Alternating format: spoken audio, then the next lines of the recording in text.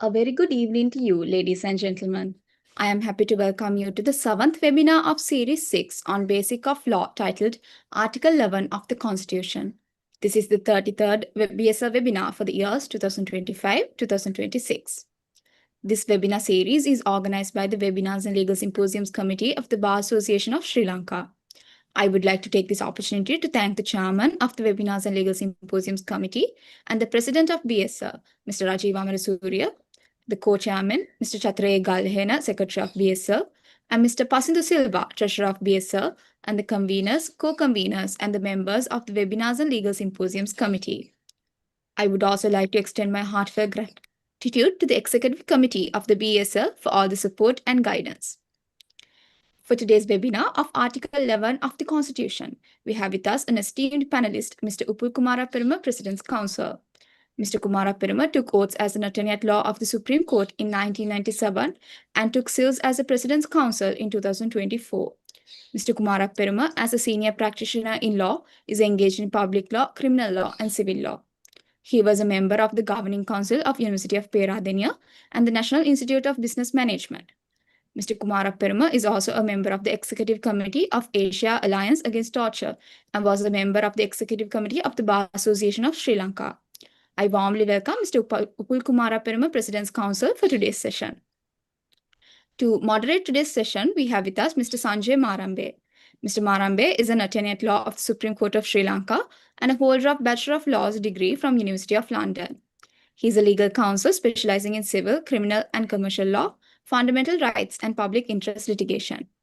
He was also the convener of the Legal Aid Committee of BSF from 2021 to 2024, which organized island-wide legal aid seminars for provincial bar associations and established and operated anti-torture unit to ensure access to justice for custodial torture victims.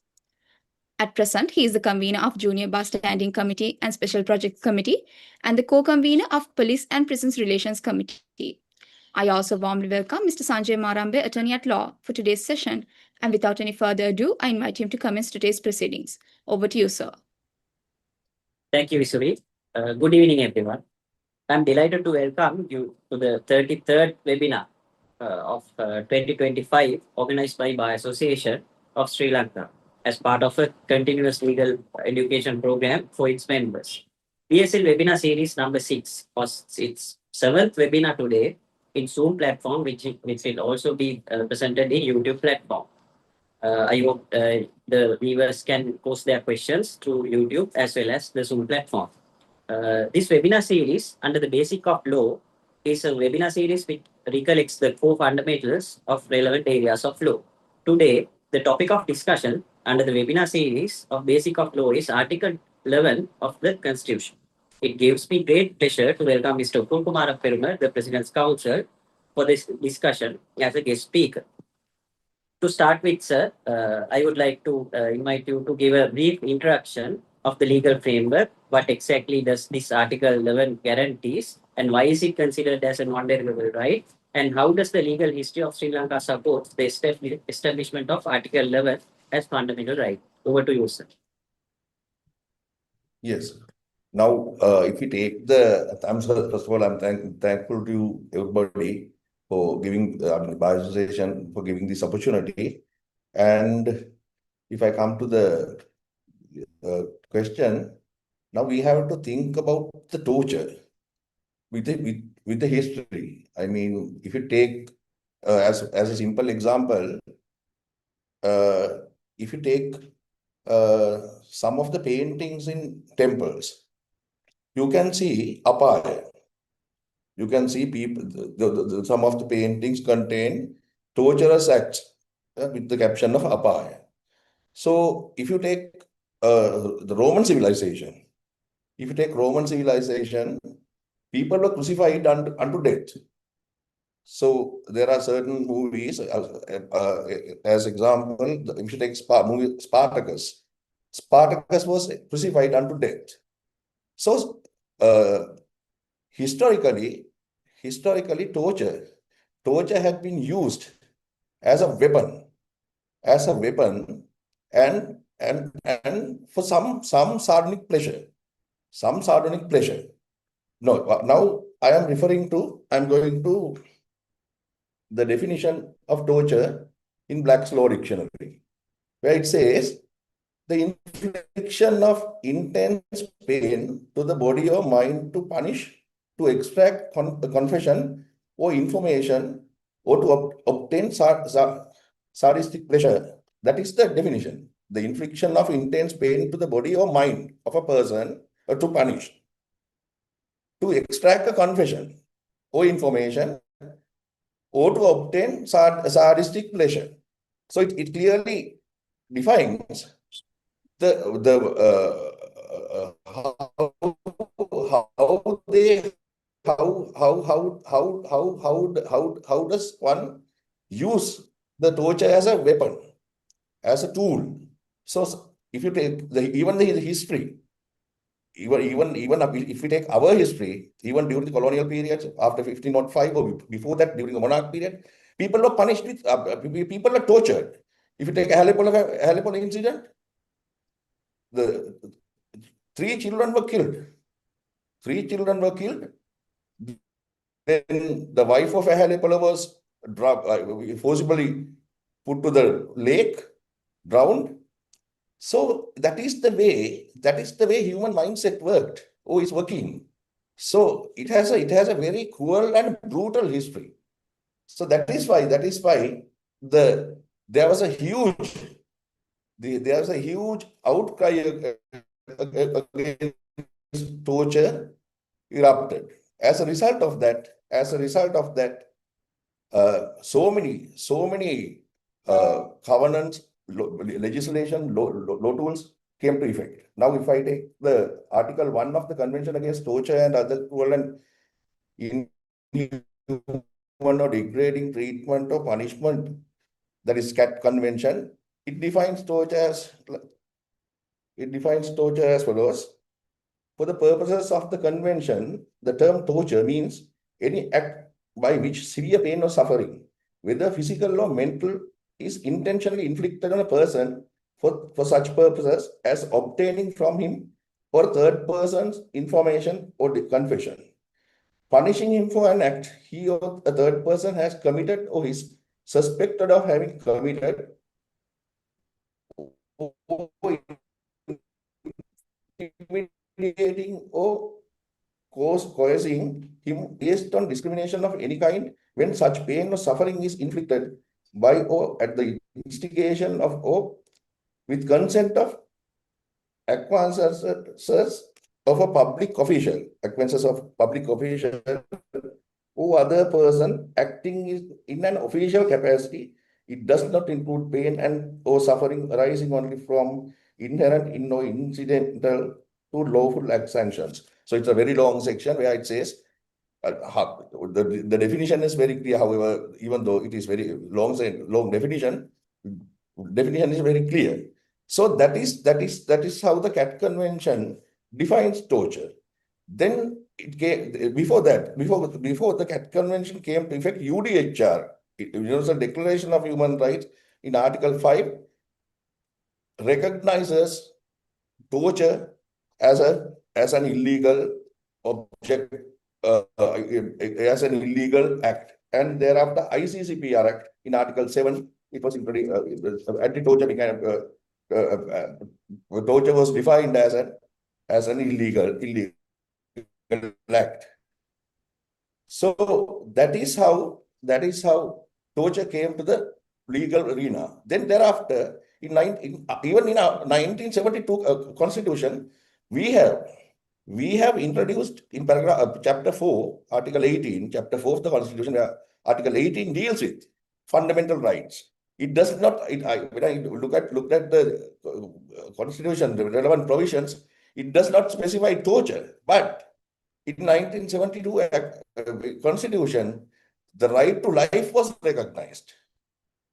Right to life was recognized, where in 1978 Constitution it is omitted. So thereafter, but there was no enforcement mechanism given in the 1972 Constitution, where some people say the enforcement could have been done through the district courts. But in 1978 Constitution, the rights have been recognized and the remedial measures have been also introduced. if you take the Constitution, fundamental rights chapter, the rights have been recognized, and Article 26 deals with Article 26 deals with the jurisdiction of the fundamental rights. So that is how fundamental rights or the rights of the people came to our system. And thereafter, there are further developments. Even though the penal code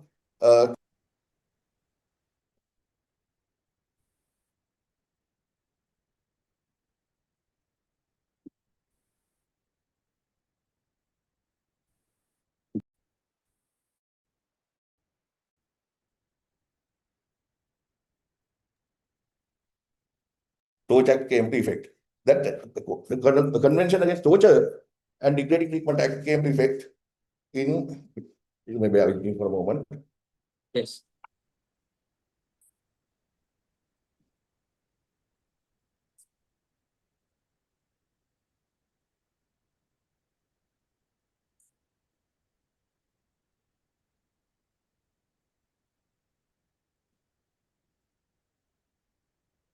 It came to effect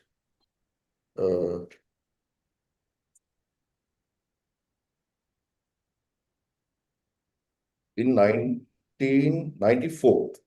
The date of commencement of the Act is 20th December 1994, where number of cases have been filed in terms of Torture Act, the sections, relevant penal sections of the Act. But there was a serious issue in prosecuting those cases because there was lack of evidence.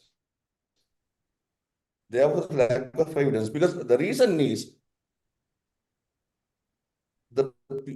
who tortured people.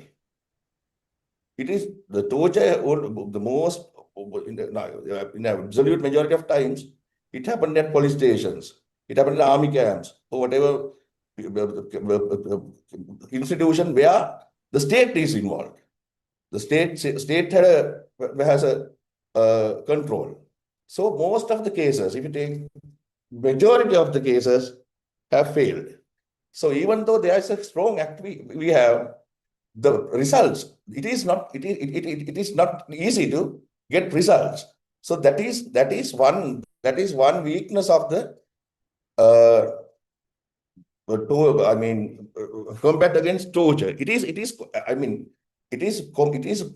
commonly, it's a word. This issue is commonly that can be seen in all over the world. It can be seen in all over the world because people being tortured while they are in the hands of some of the state officers, some Yes. military officers, police officers. So so it is extremely difficult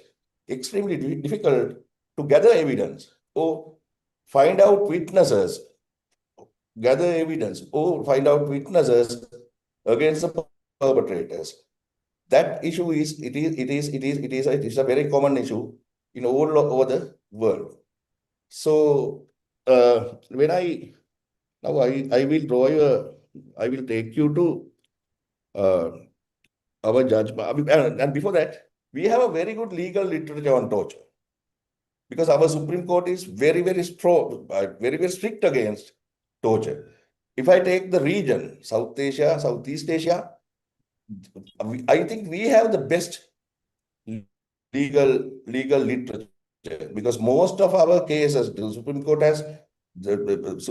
has introduced new principles. If you take Sriani Silva case, the Supreme Court has introduced a new principle. Like that, there's a serious development in the combat against torture in Sri Lanka. So that is my first point. Yes, go ahead. Thank you, sir. Moving on, you have went in depth to the establishment of this Article 11. Not only physical torture, it extends to mental torture, as you correctly said. Further, you have gone to foreign jurisdictions as well. Next, sir, I would like to ask the practical application, as in how effective has the Article 11 been in preventing in torture in Sri Lankan criminal justice system? And are there mechanisms in place to hold enforcement accountable when Article 11 is violated? Is it enough in Sri Lanka, or can you give examples where violations of Article 11 has led to successful legal actions in current scenarios? Yes.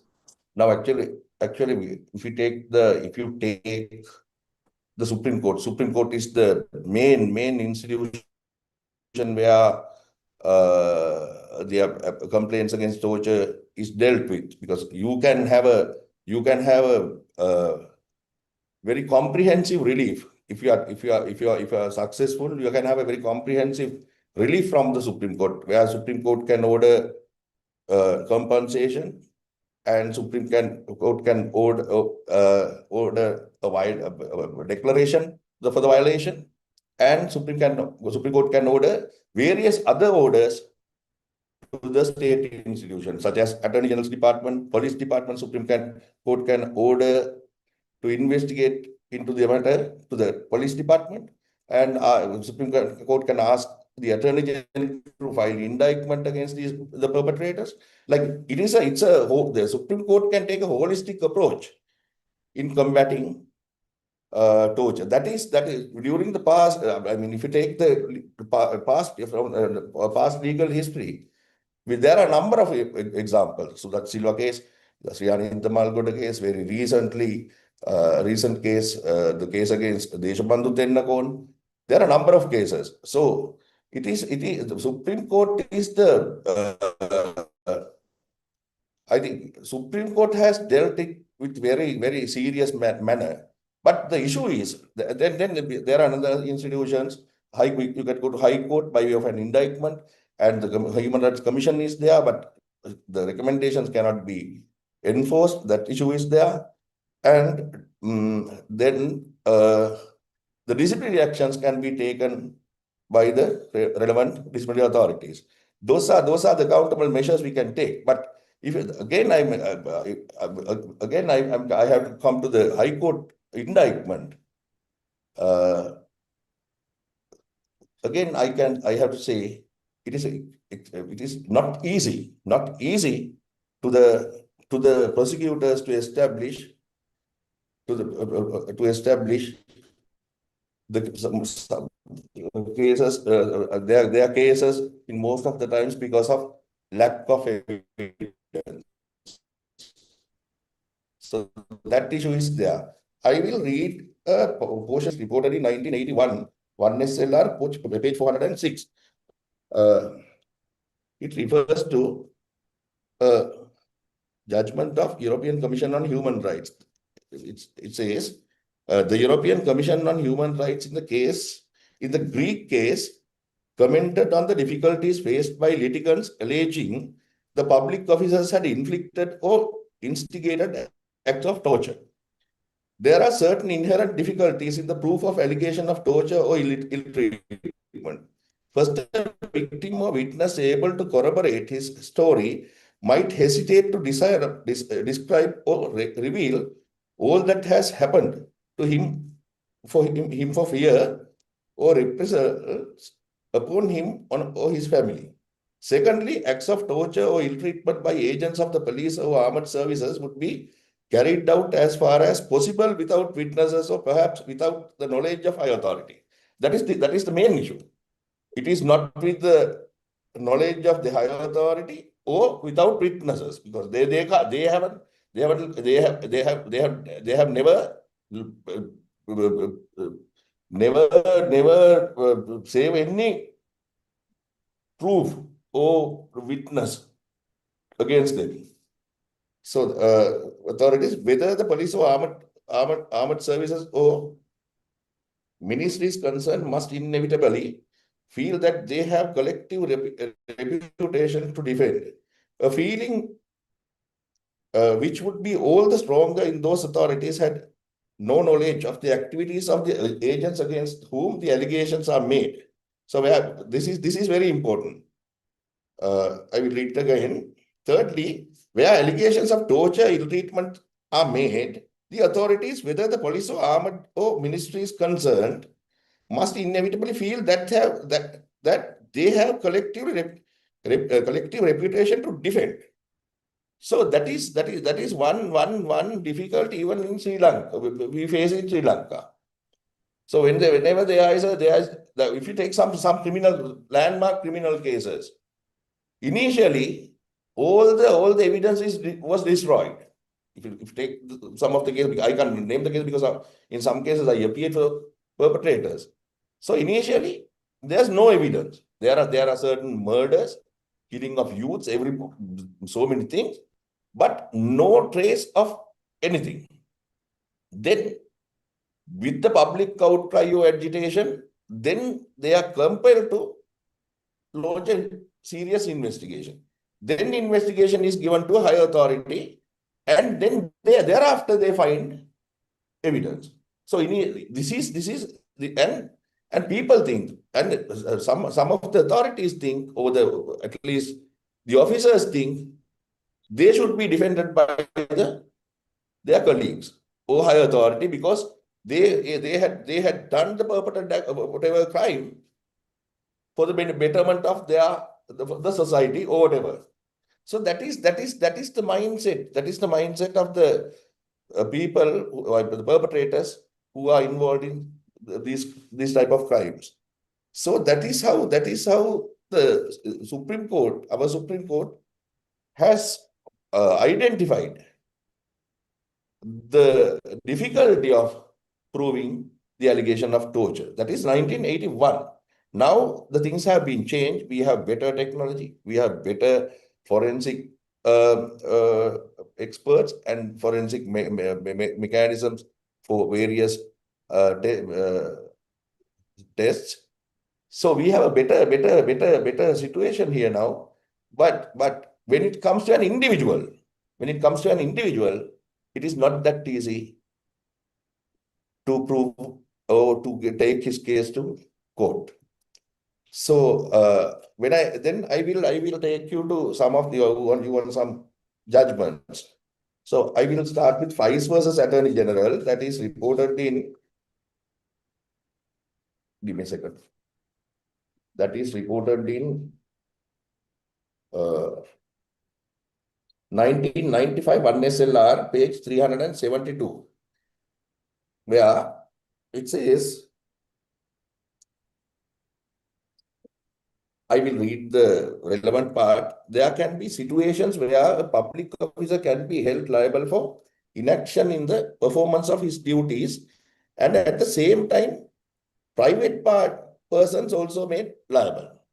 So what this judgment says is, not only the public officers, if someone influences a public officer for some action or inaction or whatever situation, the private party also can also be made as a respondent. Now there are a number of cases where private parties are also made as respondents before the Supreme Court. So the Vice versus Attorney General is the case where that issue was discussed, and it was thereafter that had come to effect. And there's another case. Now, if you take torture, most of the time, the senior officers, it is difficult to held responsibility against senior officers, because there are a number of issues there.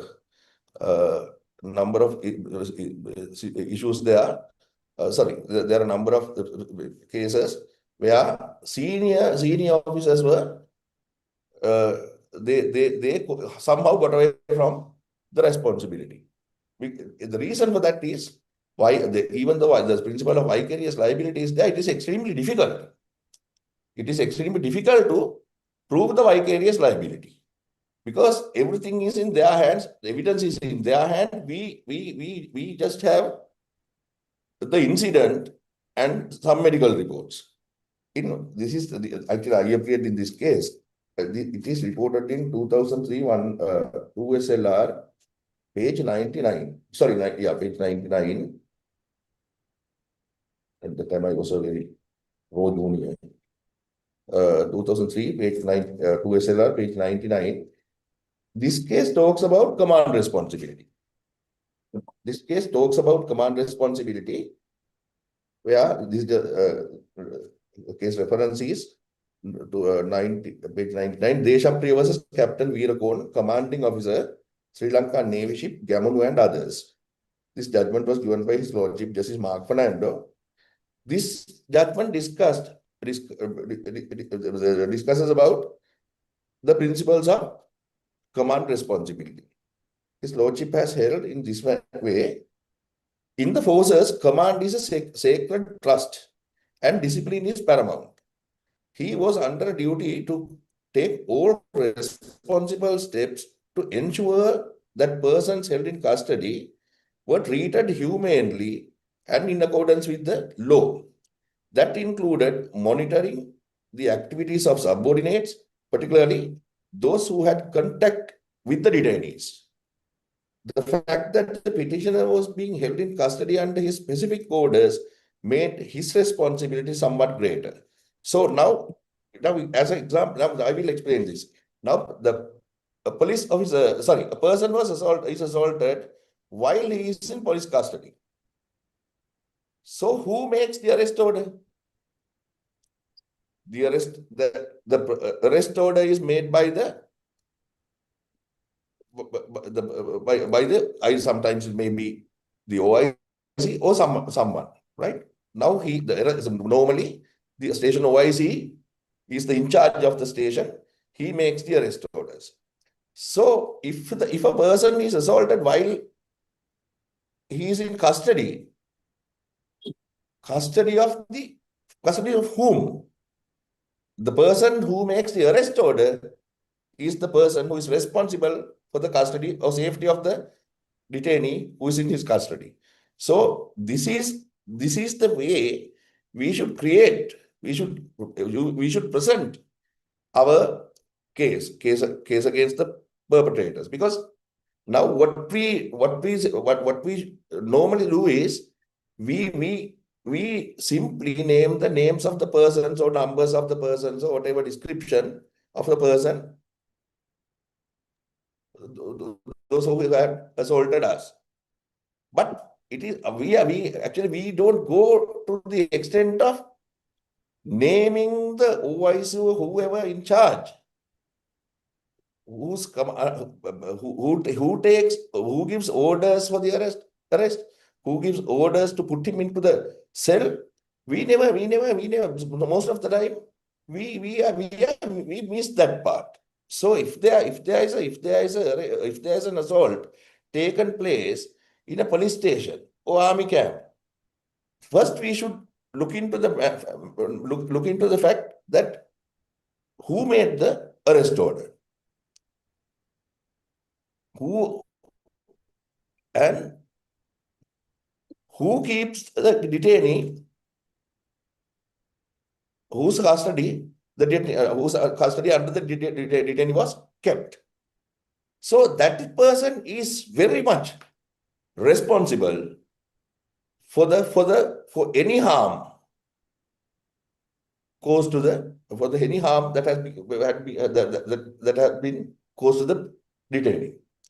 So this is the judgment where it came to effect. And even in, I think, Deshabandhu's case, the commander, His Lordship Justice Raja discussed about the command responsibility.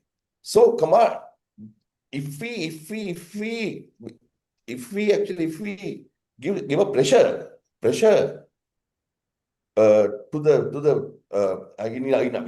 in our case, when our cases are there, if we give a pressure to the senior officers like the OIC or the persons above the OIC under the vicarious liability of command responsibility, I think we can minimize the torturous acts committed by the police officers to a certain extent. I don't think we can eradicate it, because there are a number of other elements involved in torture. It is not only if you take the Sri Lankan context, It is not only getting information or some other thing, but there are a number of other issues. If you take now, there was a case where I appeared to some of the respondents. He said, one of the respondents said, then I asked, why did you torture this man? He said, he was brought to the police station at night. So some of the officers were drunk, and they came and hit the person. So that is the sadistic mindset of some of the state officers. So we have to change. We have to bring a very serious reform. We have to bring a very serious reform. Now what we do is we just there's no reparation mechanism in Sri Lanka. There should be a serious rehabilitation, not only for the victim, even for the perpetrator. Even for the perpetrator, because now we don't have any of the proper rehabilitation mechanism. But if you take a torture victim, now very recently, I saw there was a boy. There was a judgment given by the Supreme Court. A boy was tortured, 17 years or 16 years boy was tortured by the Supreme Court. And there was a very serious judgment given by the Supreme Court last week or week before the last week. So now what is the rehabilitation? Now just imagine, whenever that boy sees a police officer, what is the fear he gets? Can you measure it? Then how are we going to, I mean, get rid of that mental trauma? So we must have a serious rehabilitation process. Because now that is Justice Janak Silva's judgment, where mother was outside at the police station. She was waiting there at outside. The boy was tortured, and the mother heard the boy was screaming. Justice Janak Silva referred to the mother's love in that case. So then think about the mindset of the officers who were involved in that torturous act, that assault, whatever, torturous act. So how can you just stop from order from this Supreme Court judgment? No, there should be that state should take initiative. It is the duty of the state to take initiative to rehabilitate, to something very serious to those police officers, because now it's like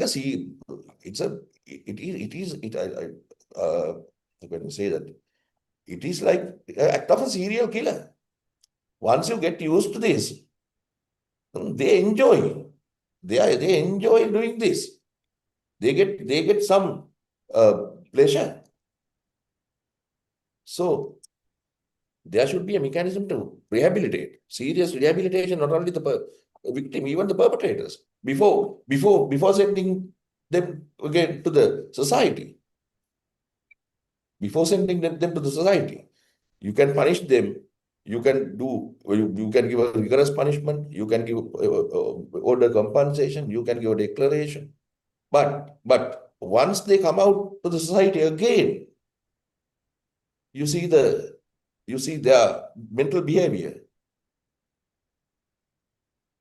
So we must introduce, we all are lawyers here.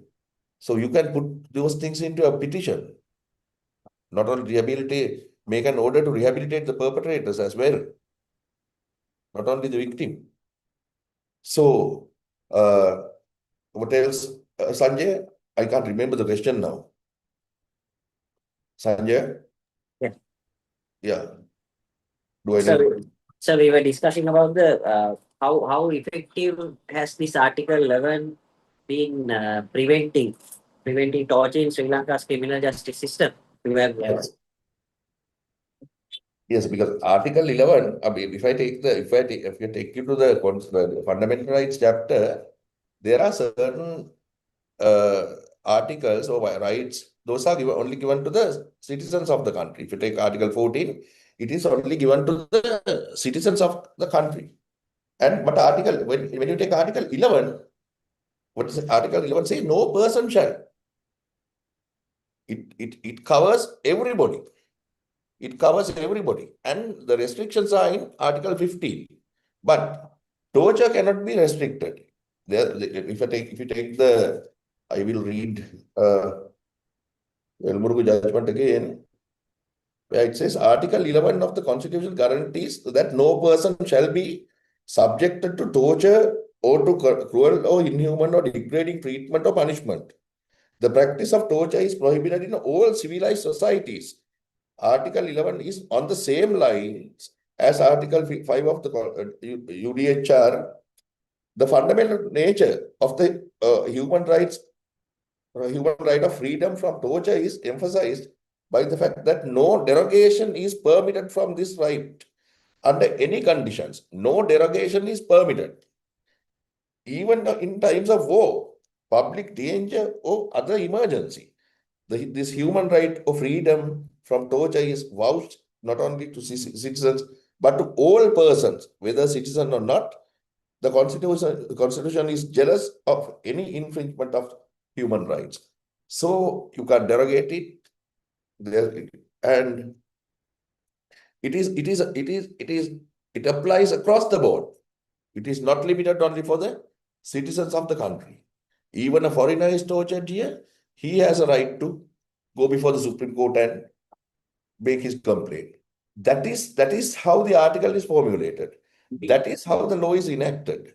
It is with the international standards, with all civilized societies. That is what the judgment says. Condemns. All civilized societies condemn the act of torture. The acts of torture.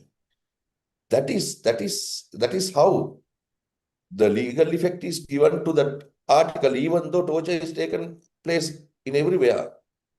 That is how the effect is given by the law to prevent torture or degrading treatment.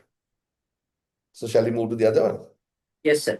So you have given us several concerns and the establishment of this article. I was going to move on to the method of filing of cases. Yeah. But since we are in a separate phase, I would like to skip that question for a minute and go to the institutional role.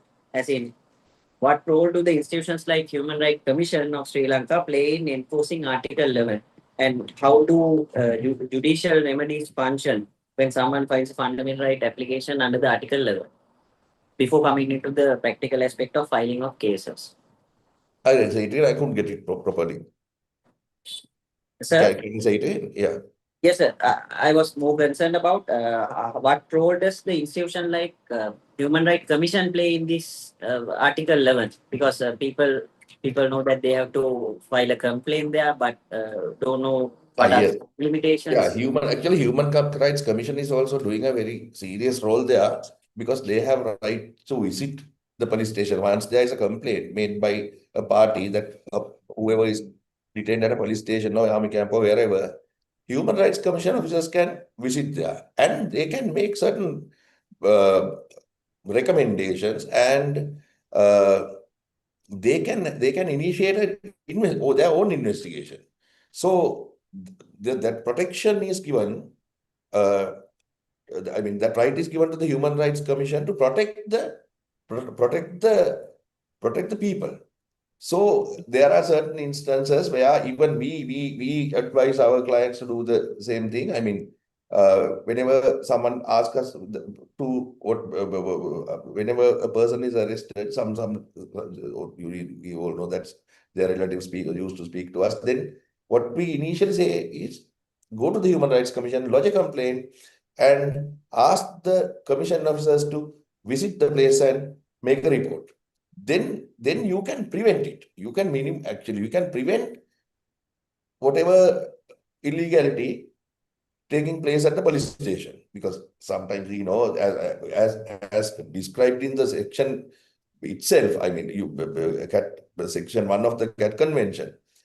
So most of the time, the police officers do this to get information or up to compel to get a say whatever admission. So if the Human Rights Commission officers visit place at the very outset, then they are not able to go to that extent and torture the person. So that role is there. And in addition to that, we can have inquiries and investigate. The Human Rights Commission can investigate the complaints of torture, and they can make recommendations. And they can make recommendations to the higher officers. So there are a number of duties vested on them to combat against torture. So that is Yes, sir. covered. Yeah. So, in the meantime, I would like to give the viewers of this discussion, because we have got to know that we have a vast number of viewers today to participate in our webinar. So I would like to invite them all to post their questions. So we would like to post them to our eminent President's Council to get certain answers. So moving on, sir, I'll ask a practical question, because a lot of juniors have joined this session. How to file a case, as in practical aspects as to how to file, what is the court process, and what are the mistakes a lawyer can do when filing an Article 11 application, and when filing an Article 11 application for the requirement, what are the restrictions and technical limitations, so on and so forth. So I would like to have an answer for that, sir, in an extensive manner, so that our juniors can be educated, and how to file this case if a client comes to you as a junior, and they face the difficulties or whatever the situation. So how can they go to file a successful FR application where they can bring justice to their clients? Yes. Now we get the jurisdiction to go to the Supreme Court in terms of Article 126 of the Constitution, that we all know about that. And if you take and we have to file this within 1 month time, or if we 1 month is calculated from the date of the incident. If a person is remanded or without legal assistance, then you can say the person is remanded without legal assistance and he came out on this date, and sometimes we can compute the time from the date of his discharge. So there are certain instances we need that. And we have to file it. The other thing is we have to name the people, respondents, very carefully. There are instances where because we don't know who these people are. We don't know the names of the police officers. We just rely on sometimes here the third party's version or whatever explanation. So we have to name them very carefully, and we must submit proof for the violation. Sometimes we used to submit affidavits who some of the detainees who were in the cell with the petitioner or the victim. But there's a danger of that. There's a danger in that, because I have my personal experience where a person was tortured by the police and he was with a friend of his at the time of the incident. Then I got an affidavit from his friend explaining everything, and court granted leave to proceed straight away. But at one point thereafter, that friend wanted to go to Italy. So he wanted to have a police clearance report from the police station. What he did was he gave another affidavit to the police saying that he gave a false affidavit to his friend to file a case against them. So my case failed on that basis. So we have to be very careful when we get affidavits from third parties, sometimes they change their version. And we should submit whatever proof available with us. Especially, just I mean, if a person is tortured or assaulted at the police station, very first thing he should do is he should go to the what hospital and tell the hospital the whole story. Then he is referred to the judicial medical officer. Then judicial medical officer examines him and prepares a report. That report is the best evidence before the court.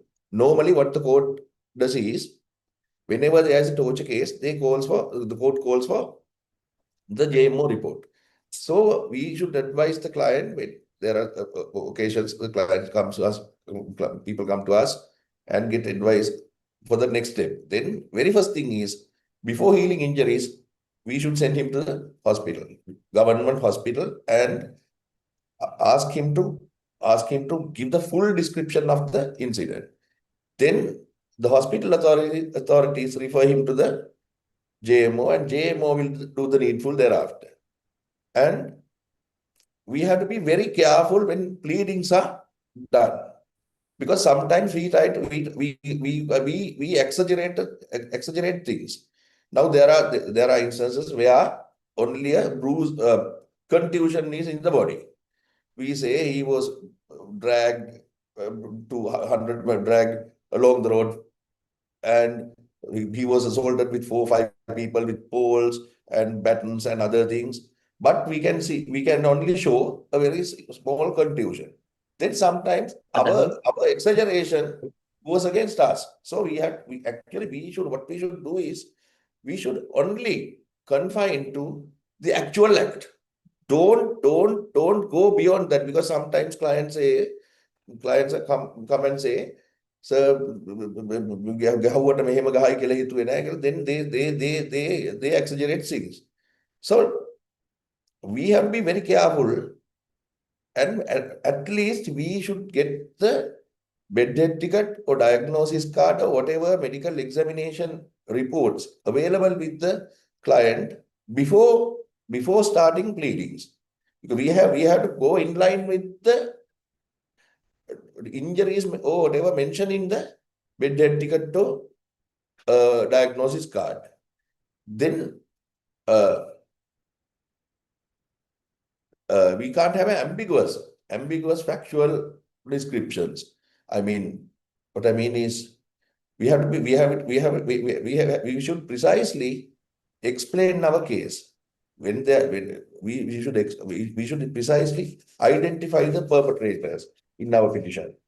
So those are several things we should consider at the time of filing the case and preparation of pleadings. And 1 month time, you have to confine to the 1 month rule. And there's a practice there's a practice among lawyers where sometimes lawyer first ask the client to make a complaint to the Human Rights Commission, and thereafter the computation of time stops from that point, and thereafter we can take some time and file the papers. But now there are several judges. Then now you can't just file a complaint at the Human Rights Commission and take time by time. Now there are several judgments where the Supreme Court now they hold that even though a complaint at the Human Rights Commission is itself not sufficient for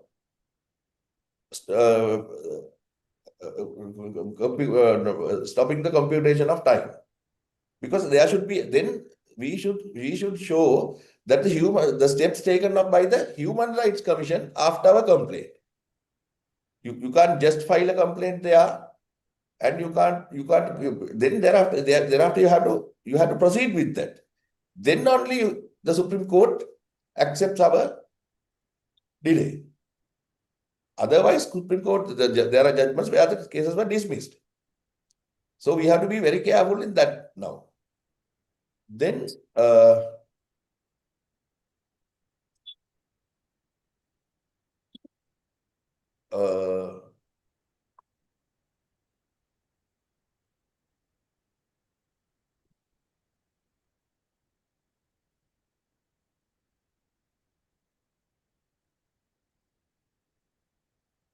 Yes, those are And sir,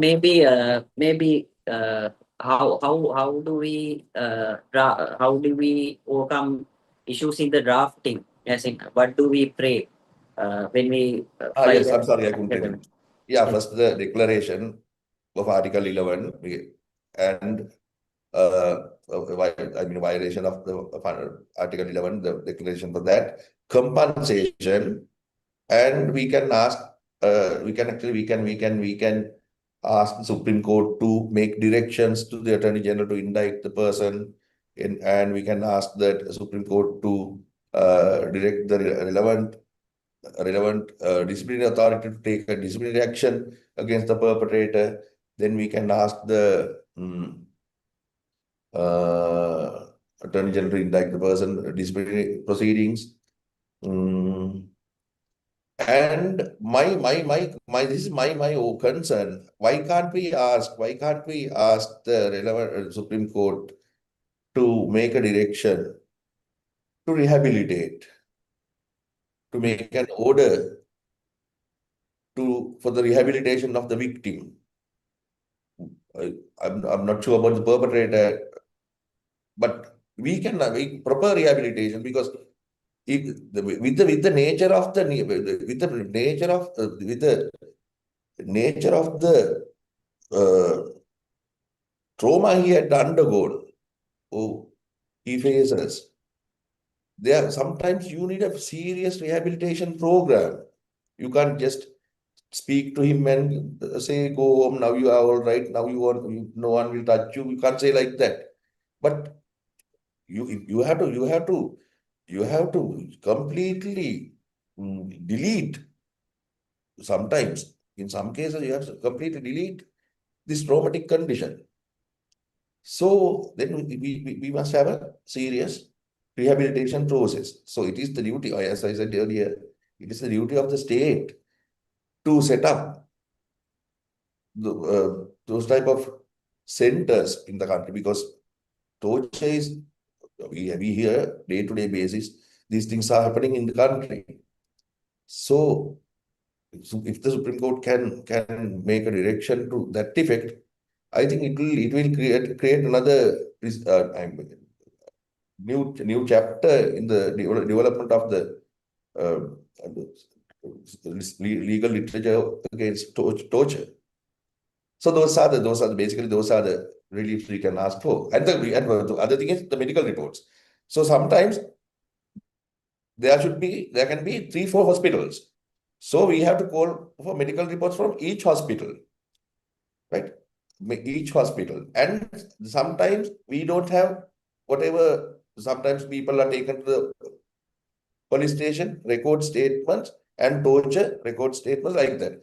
Then we can ask we can get a direction from the Supreme Court against the relevant police station to submit whatever recorded at the police station to bring to court. So those are the basic reliefs we can ask for, and compensation. So what Yes. else? Yeah. Yes, sir. And another question is, what are the policy considerations, as in when we go into filing if fundamental right matters, we see that the Supreme Court is much concerned of coming to the Supreme Court with clean hands if you have not disclosed any relevant facts. Similarly, sir, what are the policy considerations where junior lawyers or whoever files FR application be concerned of? Yeah, we have to divulge everything. I will give you an example. Because we rely on the instructions given by a client, a third party. So, Yeah. but ultimately we take the responsibility when we are in courts, when we go to courts, the responsibility of the case. Now, I will give you an example. When I worked with Ms. Ali Piris, there was a case where a person came to us uh, with an allegation of torture. So what he said was he was tortured at the police station, and he was produced to the magistrate and remanded for 14 days. I can't remember the exact period. So he said when he was in the remand prison, he was contaminated with this some sexually transmitted disease virus or something. So we have put that in our petition. He got this STD while he was in remand custody. So the court was very furious against the police, and court granted leave to proceed under Article 11, 11, 13, 1, 12, 1, 13, 2, and 32. So then police came with the objections. Police put the history of his sexually transmitted disease report to the court. That he got it well before long before he was remanded. So then we had to withdraw the case because of the incorrect, false position we had put to the court. So we have to be very careful. We have to be very careful when we get instructions. Sometimes I will give you another example. One day, a person came, two police officers came to us, and the allegation of the petitioner is that he was asked to uh, climb to a coconut tree. He was forcibly uh, he was asked to climb on coconut tree. Then they said, no. So how can you forcibly, unless you can't, if you can't climb a tree, how can you climb a tree? Like that, they confronted us with the allegation in the petition. Then at one point I asked, with a very crude language, crude and rude language, I asked, how did you do that? Then he said, this boy, when the police officers saw this boy was actually, he is not 100% mentally sound person. The boy got scared and he started running, and he was cornered to a coconut tree. Then these people are chasing him, and then thereafter these people were with a baton ask him to get into the tree. Then he got into the tree and he don't know how to come down. And there are bruises all over the body. That is how somehow we have to unearth the exact position of our client. Sometimes it's very difficult. Sometimes people don't say, but even that is we have to take it. Otherwise, what is happening in the court is, as you said, we are not with green lands court. Even though it is torture, court can dismiss the application.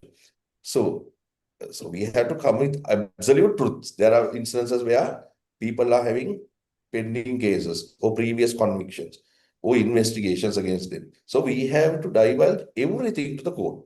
Otherwise, sometimes what we say is, without knowing, we say he has a clean record and never unblemished character. So once the blemish comes to the surface, then we are helpless. We become helpless. So that is how we should actually. These are the practical aspects of what we think when we are filing at a time we file a case. Yes. So what else? Yes, sir. We have several questions as well posed by the viewers. Anyway, I'll move on to the last two questions of the already planned session.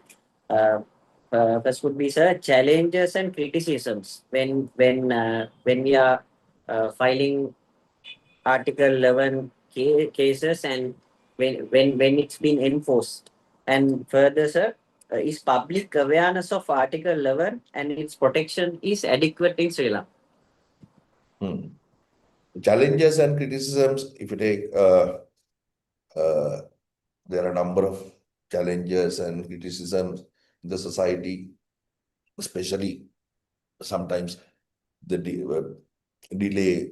I mean, sometimes with the workload of the Supreme Court and the case backlog of the Supreme Court, it will take some time to get the whatever relief. So there's a case where I filed the incident was taken place in that was taken place in 2010 during the 2010 presidential election period. A person who carried General Sarath Fonseca's posters was assaulted by a police officer. Actually, we got the relief in 2023. That is after 3 presidents came to power. So actually, I saw there was a news article about that judgment with the caption of delayed justice.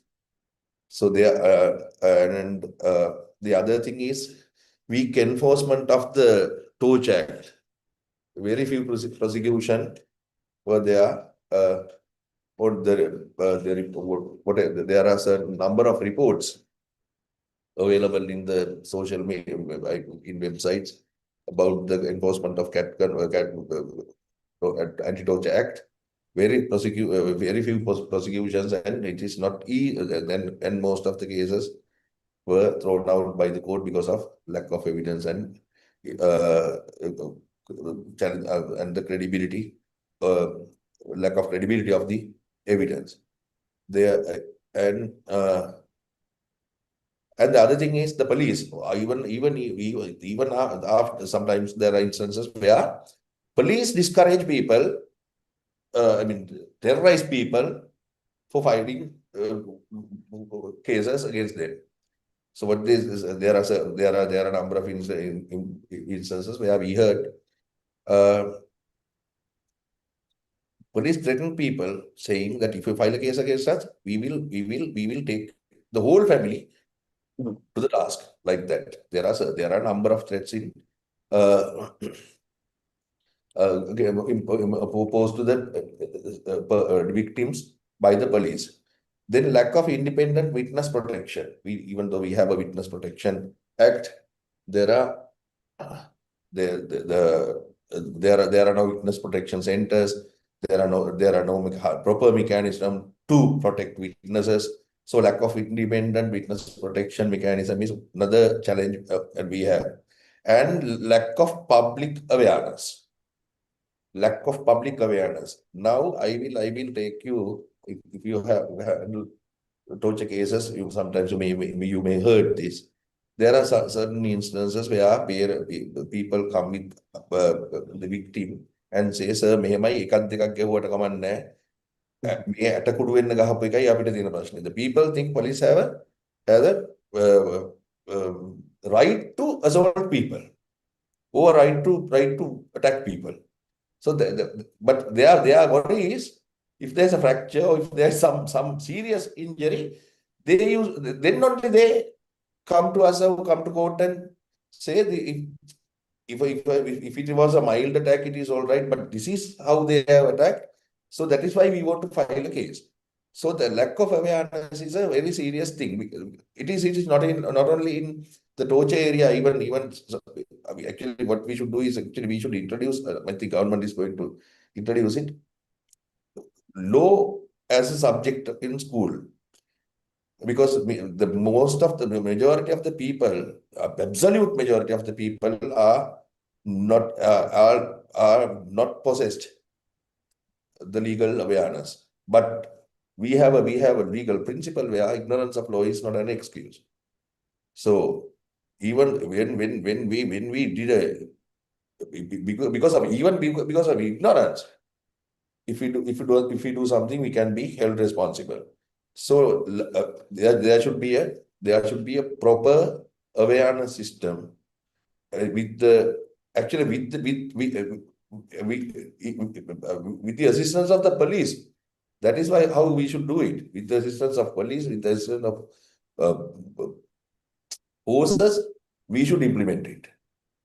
That is how we can somehow strike a balance. Yes. Yes, sir. Sir, we are running out of time, but we have flooded with several questions. So I'll expect you to answer shortly. We have around 5 more questions filtered from the ones we have got. One is looking forward.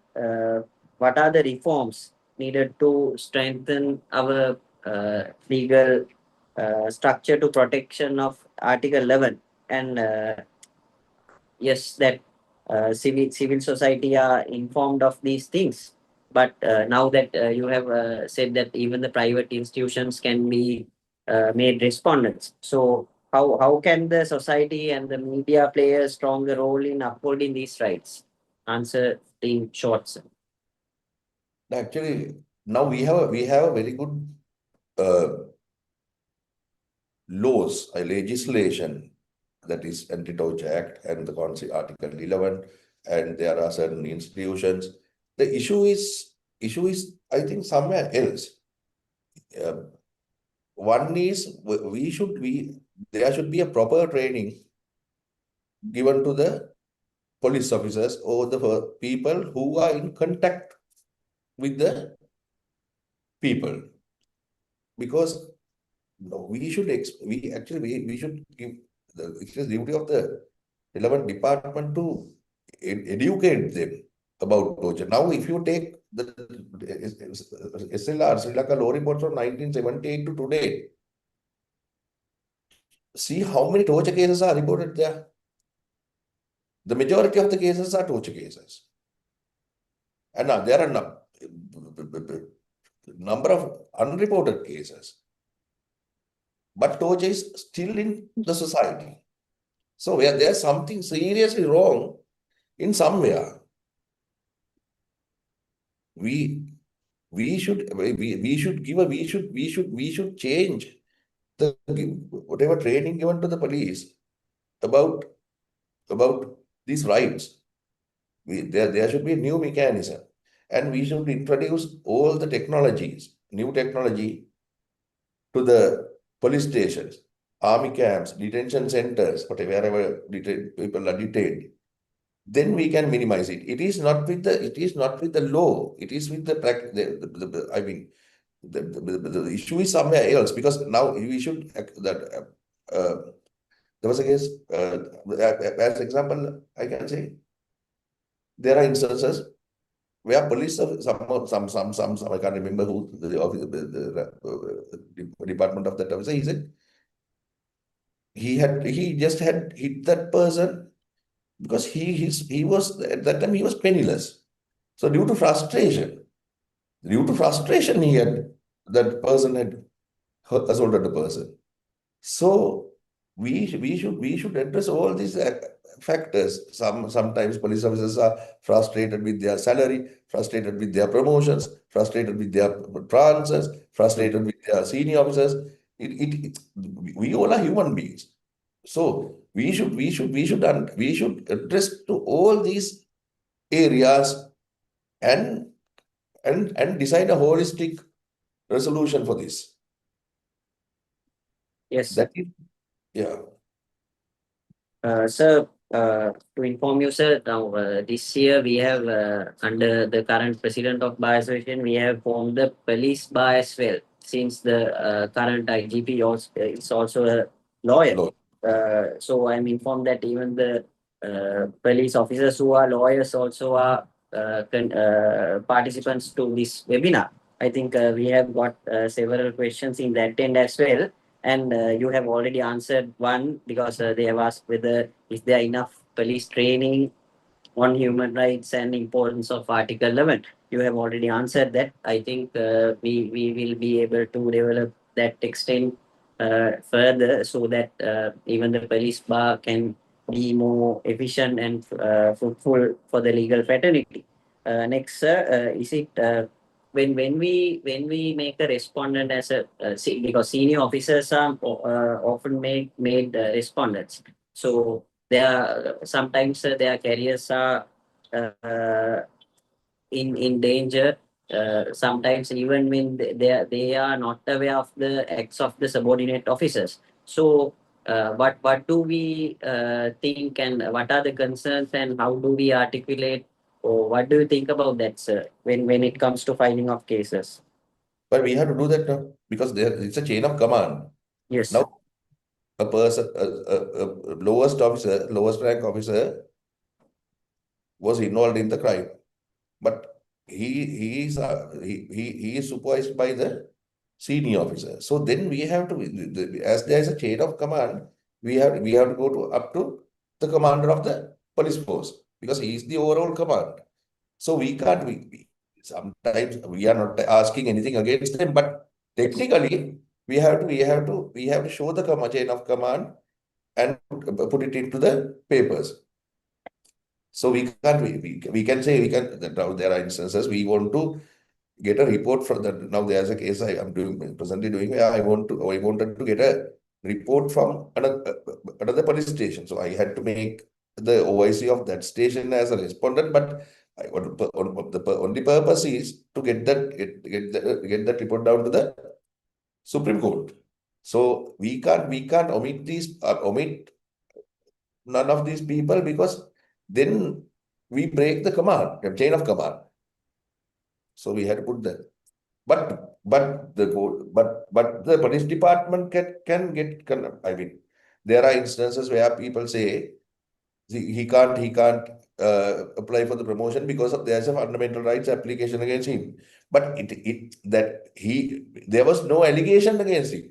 His name has to be put to the application because of as I said, because of the chain to establish the chain of command. So that I think it has been said by the police sir. officers. Yes, that answers the question, sir. Next, I have a question, a bit controversial, posed from a viewer. This is regarding, sir, prohibition of ragging and other forms of violence in Educational Institutes Act. So, how does this connects? Because the viewer thinks that there are ragging, and how does this connects with Article 11? Because now we have mentioned that even state and the private sector both are liable and both can be made respondents. So, sir, if such a case comes, how does a lawyer should face and how does it should be articulated? No, ragging cannot be. I think he has misunderstood the principle of the vice versa attention with judgment. Ragging is what is the fundamental? How does the Supreme Court get the fundamental rights jurisdiction? That is against executive or administrative action. You can go to the Supreme Court as by way of a fundamental rights application against an administrative act or executive act. So ragging is it is not an executive act or administrative act. It is an act performed by some individuals. You can't get the cover of Article 11 for the incidents of ragging. But if a teacher is assaulted a child, you can go by way of a fundamental rights application alleging that your right given to you under Article 11 is violated. Yes. But we'll see. I will further explain that. Now there's a police officer who lives close to the person's house. There was So a if I may, disturb you, Yeah. this specifically refers the question specifically refers to an incident in Sabaragama University where someone has been ragged and the life was ended as a result. So that's how it's. That is then we can take the principles of Sri Anita Malgoda case because now that this deals with I think inaction of the university authorities and Right. inaction of the university authorities as well as then you can couple the private individuals who are involved in the ragging act. Yes. But I think that the papers might have settled down that way. Because now, when there is a ragging incident, it is the duty of the marshal and whoever to intervene into the scene and save the victim. So, if they have defaulted that, if there is a dereliction on their part, then they can be dealt with, and then you can you can name the other individuals who were involved in the ragging act as respondents. Yes, sir. Uh, since we are out of time, I will ask one final question posed by a viewer. It says that police used to introduce cases where, especially narcotic matters, when related, because we all know as lawyers there had been such allegations more often.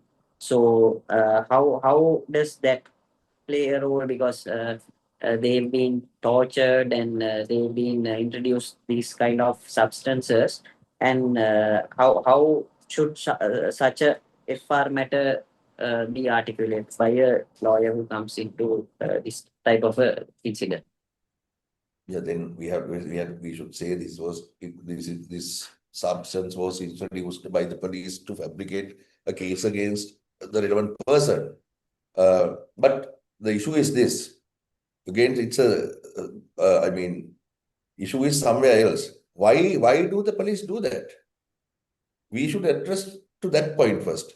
I think there's no public. I mean, there is a public dialogue, but we should actually we should have start a dialogue with the police. We should start, because now you can simply put a heroin packet and get someone remanded. But the impact, the police, why can't the officers who are, I mean, why can't the police understand the gravity of curtailing personal liberty of a person, or putting a family maybe into a serious trouble, difficulty? So issue is somewhere else. Now now we can simply file a fundamental rights application saying all these things. Now that the substance was introduced by the police. Police did this, and that we can say. But if you take the mega picture, broader picture, we have to address to the we should address to the, I mean, core issue. Core issue is the how to discipline the police. This is some that, I mean, mm, some, how can I say that, I think this is some fault in their training program, because now no one is, I think no one encourages them to file false cases. But if you take you have to if you take the individual, that is how his minds work. So there should be some broader mechanism to get it corrected. So that is, Yes, sir. yeah. Now, you have mentioned with I will recap on what we have discussed, sir. As reforms, you have mentioned with the last point, dialogue with the police. I think I believe the current president Rajiv Surya has already started dialogue with the police, as with the police bar, and I hope we will get full outcome about that. And sir, lastly, I would ask now, Article 11 mentions about torture, but sir continuously mentioned about mental torture. So we have a one final question: whether mental torture is covered by Article 11, or whether there need to be reforms to the law. No, it is. I will read the section, Article 11. Yeah, it says, no person shall be subjected to torture or to cruel, inhuman, or degrading treatment or punishment, So I think degrading treatment means even mental torture can be considered as degrading treatment. Yes. So if a person is kept in isolation for a long period, that can be considered as mental torture. Right? It is degrading treatment because there are fundamental requisites you should follow when you are taking control of a detainee. So if you don't follow those lines or the requisites, then that can be considered as a violation in terms of Article 11 that includes physical torture as well as the emotional black abuse as well. Yes, sir. Thank you very much, sir.